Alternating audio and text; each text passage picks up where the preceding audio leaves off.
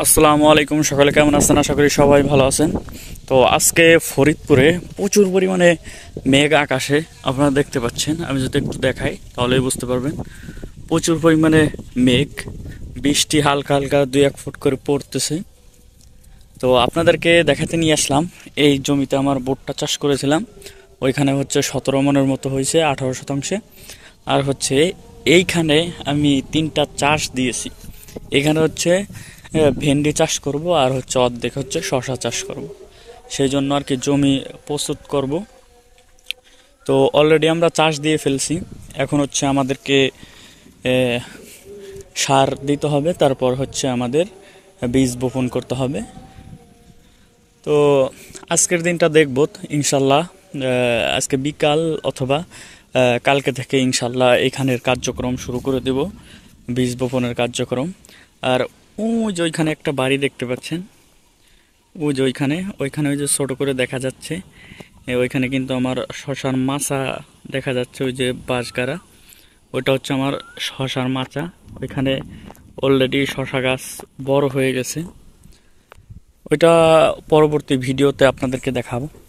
ও আর এখানে হচ্ছে আমাদের মাঠে বেশিরভাগই হচ্ছে এইখানে তিল দেখতে পাচ্ছেন, এগুলো হচ্ছে তিল। আর এইগুলো হচ্ছে পাট। ওই যে ওইখানে তিল অনেক বড় হয়ে গেছে দেখা যাচ্ছে।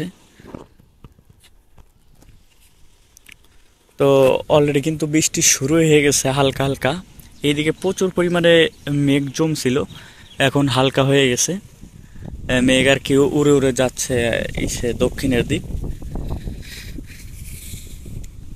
দিকে উড়ে উড়ে মেঘ যাচ্ছে, আর হচ্ছে বাতাস হচ্ছে।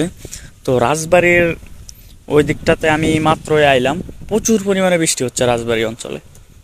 তো ওইখান থেকে আমি মাত্রই আসছি আর কি। তো ইনশাল্লাহ আজকে যদি আমরা এই বপন শুরু করি, অবশ্যই কিভাবে কি করি আজকে আমরা ভিডিওতে বলে দিব। নেক্সট ভিডিওতে অবশ্যই কিন্তু আমরা বলে দেব যে আমরা কিভাবে বপন করলাম, কি কি সার প্রয়োগ করলাম, বিস্তারিত কিন্তু আপনাদেরকে জানাবো। আর এই এই এই এইটুকুতে, এই ডাঙ্গার এইটুকুতে হচ্ছে শশা চাষ করব। আর ওইখানটাতে হচ্ছে আপনার নিচের 10 শতকে হচ্ছে ভেন্ডি চাষ করব। তো এখানে 2টা ফসল করব ইনশাল্লাহ, সবজি চাষ করব। তো বিস্তারিত আপনাদেরকে নেক্সট ভিডিওতে দেখিয়ে দেব। তো মূলত ভিডিওটা করা হচ্ছে ফরিদপুরে প্রচুর পরিমাণ কিন্তু মেঘ হয়েছে, ঘূর্ণিঝড়ের আসার আকাঙ্ক্ষা আছে।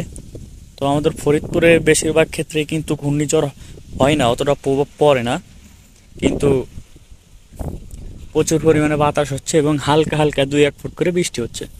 তো সবাই ভালো থাকবেন, সুস্থ থাকবেন। আজকের ভিডিওটি এই পর্যন্তই। আসসালামু আলাইকুম ওয়া রাহমাতুল্লাহ।